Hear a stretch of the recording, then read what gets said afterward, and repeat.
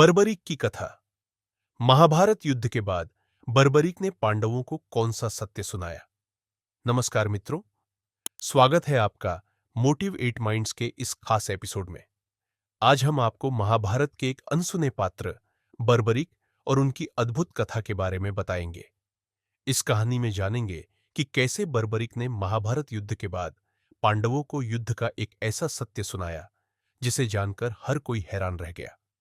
तो दोस्तों, बने रहिए हमारे साथ और इस रहस्यमयी कथा का आनंद लीजिए। महाभारत का युद्ध, जो धर्म और अधर्म के बीच की सबसे भीषण लड़ाई थी, उसे कौन नहीं जानता। पर क्या आप जानते हैं कि इस युद्ध में बर्बरीक नाम का एक योद्धा भी था, जो युद्ध में शामिल तो नहीं हुआ, लेकिन उसके पास महाभारत युद्ध का पूरा सत्य था। आइए इस कथा को शुरू से जानते हैं। बर्बरीक, जो भगवान श्री कृष्ण के परम भक्त और भीम के पोते थे, एक महान योद्धा थे। उन्हें 3 अमोघ बाण प्राप्त थे, जिन्हें 3 बाणधारी भी कहा जाता है। इन बाणों की शक्ति इतनी अद्भुत थी कि बर्बरीक अकेले ही पूरे युद्ध का निर्णय कर सकते थे। बर्बरीक ने अपनी माता को वचन दिया था कि वह हमेशा हारने वाले पक्ष का साथ देंगे। जब महाभारत का युद्ध शुरू होने वाला था, तो वह युद्ध भूमि की ओर बढ़े। कुरुक्षेत्र के मैदान में जाते समय बर्बरीक का सामना भगवान श्री कृष्ण से हुआ। श्री कृष्ण ने उनका परिचय पूछा और उनकी युद्ध में भागीदारी के बारे में जानने की इच्छा व्यक्त की। बर्बरीक ने अपनी प्रतिज्ञा बताई कि वह केवल उस पक्ष का साथ देंगे जो हार रहा होगा। श्री कृष्ण ने बर्बरीक की शक्ति को परखा और उनसे कहा कि अगर तुम युद्ध में भाग लोगे तो इसका परिणाम क्या होगा। बर्बरीक ने उत्तर दिया कि उनके 3 बाण युद्ध को पल भर में समाप्त कर सकते हैं। श्री कृष्ण ने उनकी परीक्षा ली और बर्बरीक ने अपने एक बाण से एक विशाल वृक्ष के सभी पत्तों को लक्ष्य कर दिखा दिया, जिनमें से एक पत्ता श्री कृष्ण ने अपने पैर के नीचे छिपा रखा था। लेकिन बाण ने श्री कृष्ण के पैर को भी छू लिया।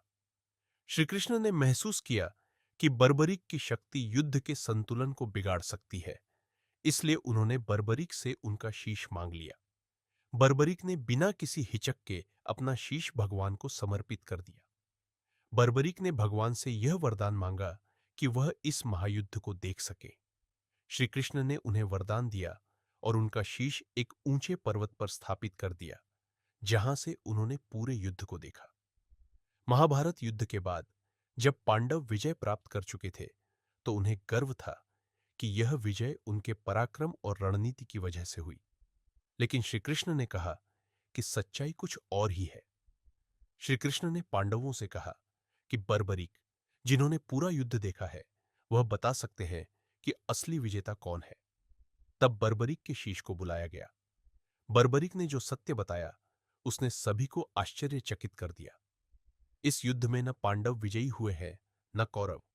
असली विजय तो भगवान श्री कृष्ण की है, क्योंकि उनके बिना यह युद्ध संभव ही नहीं था। उनका सुदर्शन चक्र और उनकी रणनीति ही असली कारण थे।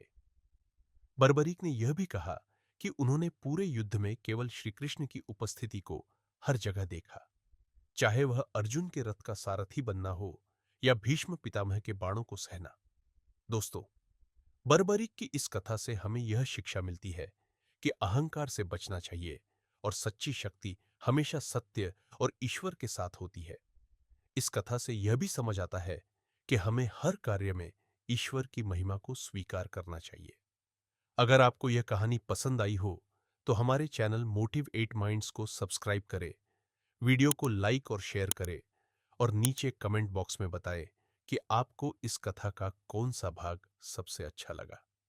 मिलते हैं अगले वीडियो में एक और प्रेरणादायक कथा के साथ। धन्यवाद।